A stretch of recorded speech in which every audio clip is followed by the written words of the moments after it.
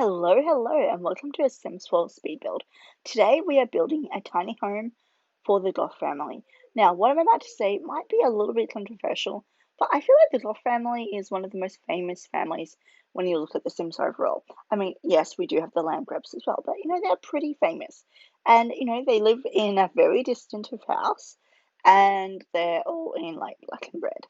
Well, most of them are. So, how original being, you know surname Goff and all. But anyway, we built this house for them. It's a tiny home. It's like the biggest tiny home you can build, but it is a tiny home, so you get at least some benefits from it. And the story goes that they've lost all their money, so a little bit embarrassing, a bit humiliating for them. They have to go move into a tiny home, and this is the house that they built. I mean, they've lost all their money, but they can still afford to build this tiny home. Don't really know how that works, but apparently it does. And oh well, it's The Sims. And now, if you're looking at this house, you might be thinking it looks kind of similar to their original house. And yes, it does, and I did that on purpose. Um, I guess, they kind of want to remember what they used to have, and, maybe they think people won't notice that their house has shrunk significantly. I don't know, but yes, it is very similar to their old house. And I actually had a lot of fun kind of making a tiny home that was kind of loosely based on that house. I mean, really, it's just the bay window at the front that's inspired by it, really. But I mean, I really had to economize on the tiles, obviously, and I didn't want it to be too cube-like or box-like, so that's why I have the little bay window section on the side of the house as well. Okay, so we're quickly doing the doors and everything. I mean, I don't know if that should have been a window door, but then I felt like it was kind of too symmetrical. I don't know. It was a struggle.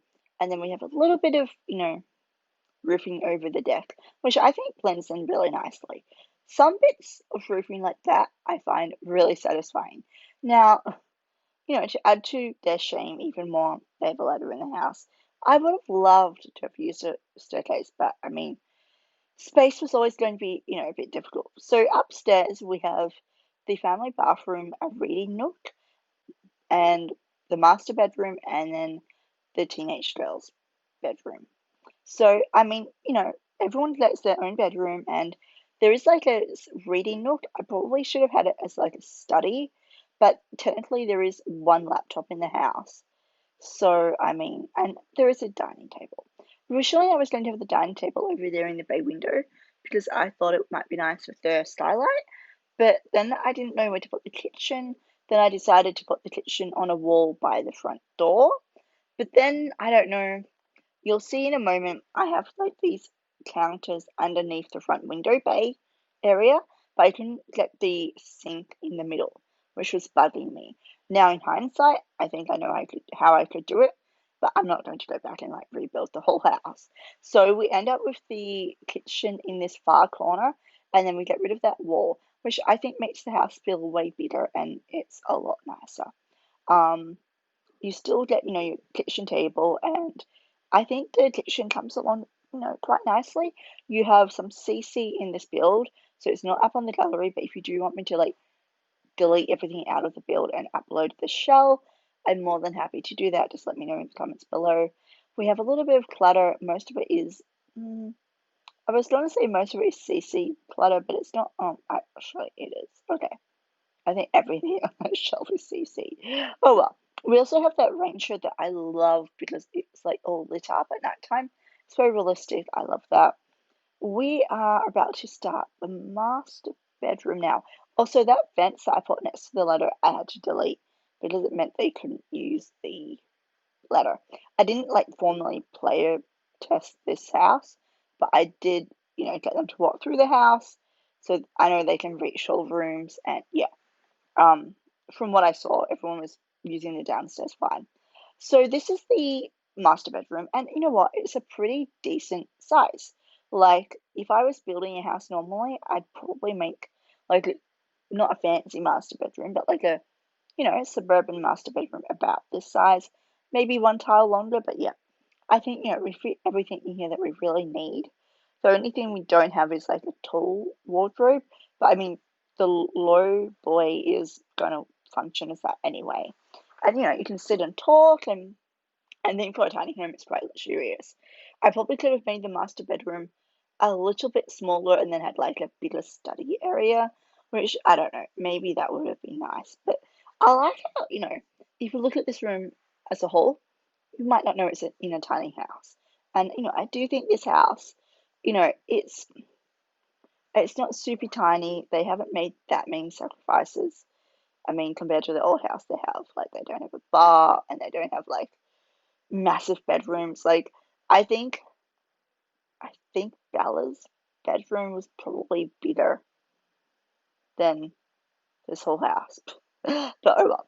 This is the bathroom, and there's only one bathroom, but I guess they'll have to fight over it before going off to school. But everything you need is in there. So, I like that, there is a sink for the kitchen, there is a sink for the bathroom. I hate it when you're building a really small tiny home and they kind of have to share sinks. I'm like, oh, I don't know about that. So, in her original beach house, her bedroom was pink. So we go for that pink thing to make them feel at home still.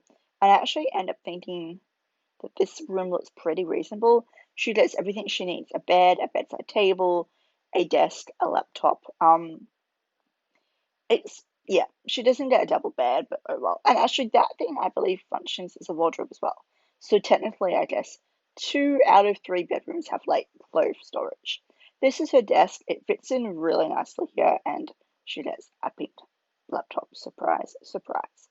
Um, Really, the only thing that CC, I think there's only 2 pieces of CC in that room: the mirror and the bedside table, which was from, I can't remember who designed it, but it's like the Tiny Living Plus thing.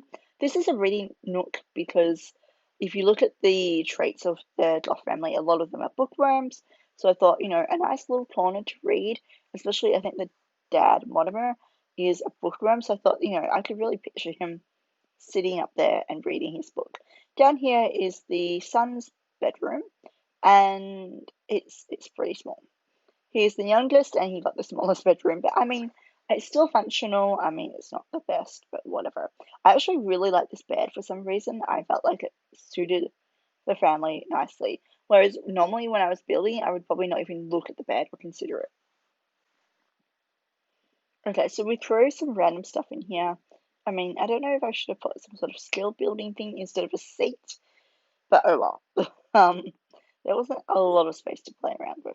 This is the living area, and the living area is kind of in the hallway because it's between the front door, the back door, and also the ladder for upstairs. So there wasn't a lot of space to play with, but this area is fully functional, which I guess is the most important thing. And now we're just going around and kind of filling in some gaps. I didn't clutter up heaps because I wanted it to be kind of minimal. But I like the book storage in the bookcase. I think that looks a bit messy and a bit realistic. And then we do go around and use some curtains. I don't curtain every single window because I feel like it's a bit of a shame, and also a lot of the windows are relatively small.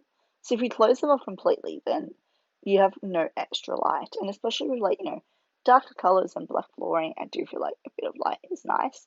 Um, we have these little CC paintings, and then we start on the landscaping now, I think. Oh no, we do put an easel out on the balcony for her because she is a muser, she's creative, and a seat if she wants to sit out there. I did try and put a rocking seat out there, but it wouldn't fit. I had to leave this gap in the fence for the backyard because it was thinking it was a room, which put me way over the tiny home criteria. But I realized if I made a separate piece of fence and then slotted it in, it was fine. So I do that in the moment. The garden is also kind of similar to their current home. If I don't know if you look at it and can see the similarities. I kind of don't. I was going to use the exact same fence that they use in their normal build, but it didn't really match the bricks. Like the bricks are actually kind of brown. Like I picked them because I was like, oh great, they're black, but they're not really black. But oh well, doesn't matter. The gardening is it's kind of a bit minimal. It's mostly like Hawaiian grass, which I'm really obsessed with a couple of plants and then some trees.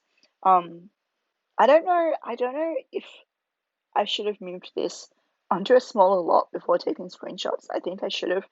But honestly, I kind of get to the point where I'm just like, I want the build to be done.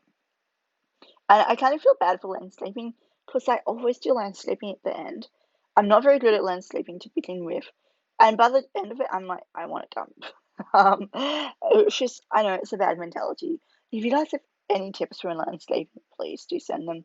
This, I don't know even what I ended up doing here. It was all over the place. But I mean, unless they got something right. We do a boring hedge for the rest of the garden because I was like, I don't know what to do. And then we actually have this light up tree in the front garden. I don't know if that's dumb or not, but I think it looks pretty. It's probably more suitable for like a backyard, but oh well. We also put some bins out the back. We have a hot tub, which is very fancy.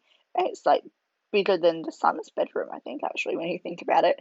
We have the grill and we do have a table here. I loved that table.